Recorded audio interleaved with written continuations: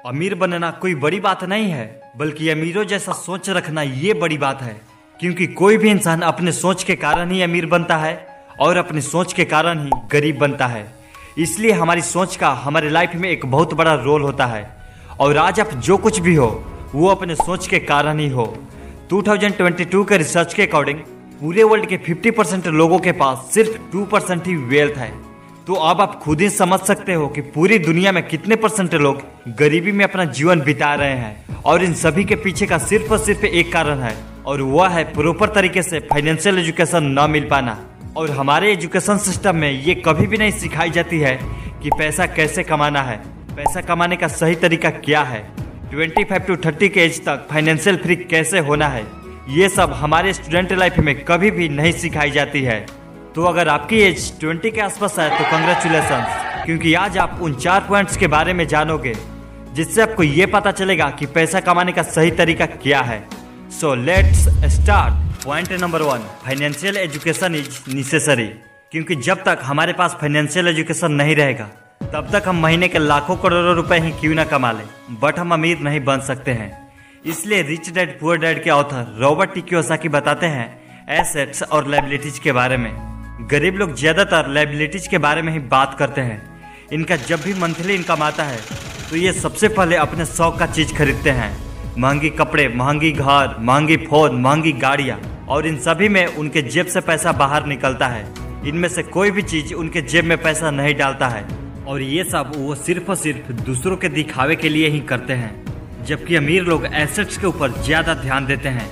इनके पास जब भी पैसा आता है तो सबसे पहले ये लोग अपने पैसे को किसी ऐसे चीज में लगाते हैं जिससे पैसा उनके जेब में आए। मतलब कि ये लोग गाड़ी भी खरीदते हैं तो उसे रेंट पर लगा देते हैं ताकि उस गाड़ी से उनके जेब में पैसा आते रहे। और ये लोग कभी भी शो ऑफ के चक्कर में पैसे को बर्बाद नहीं करते हैं। तो अगर आप भी अर्ली एज में ही अमीर बनना चाहते हो तो एसेट्स के ऊपर ज्यादा ध्यान दो, लायबिलिटीज के ऊपर कम ध्यान दो। Point number 2, work for yourself. हमें शुरू से यही सिखाया गया है कि खूब पढ़ाई करो, बड़ी डिग्रियां लो, उसके बाद नौकरी करो, देन तुम्हारा लाइफ सेट हो जाएगा। नौकरी से तो आपका लाइफ सेट हो जाएगा, ये बात बिल्कुल राइट है। पर रियलिटी यही है कि कोई भी इंसान नौकरी करके अमीर नहीं बन सकता है। वो पूरी जिंदगी 9 to 5 दूसरों के लिए काम करता रहेगा और दूसरों को ही अमीर बनाता रहेगा। एक मेरा दोस्त है, कहीं पर एज अ वर्कर काम करता है। तो मैंने उससे पूछा कि तुम जो काम करते हो उसमें तुम पर डे कितना अर्न कर लेते हो।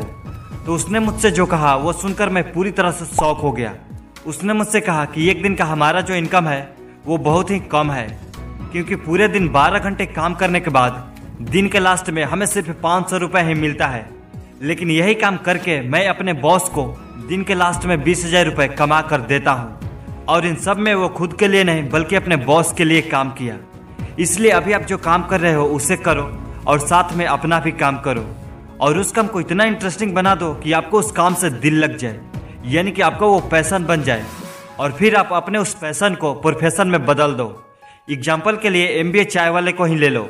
स्टार्टिंग में इन्हें चाय बनाने नहीं आती थी, पर इन्होंने अपने काम को इतना इंटरेस्टिंग बना लिया कि आज उनकी कंपनी करोड़ों का टर्नओवर पार कर चुकी है।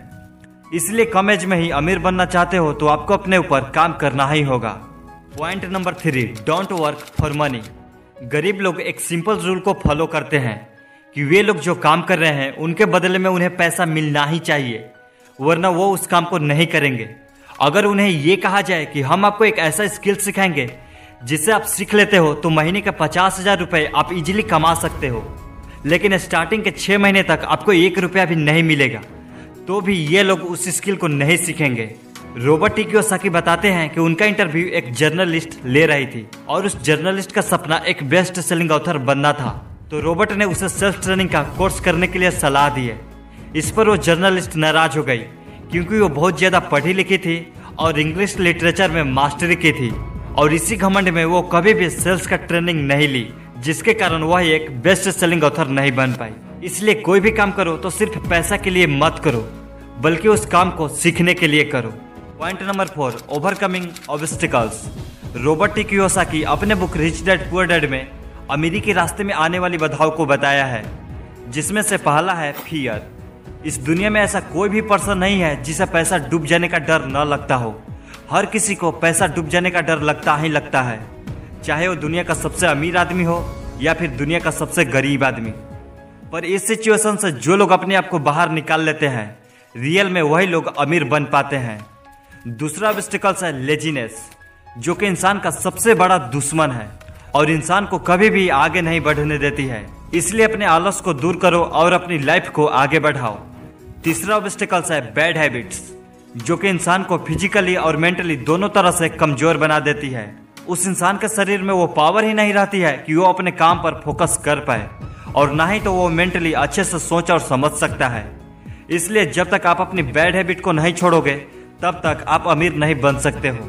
और एक बात याद रखना कि हेल्थ इज वेल्थ, आपका हेल्थ ही आपका वेल्थ है, इसलिए आप अपना हेल्थ पर ज्यादा ध्यान दो।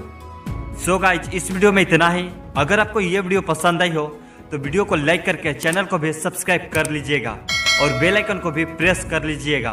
तो मिलते हैं नेक्स्ट वीडियो में, तब तक के लिए जय हिंद, जय भारत।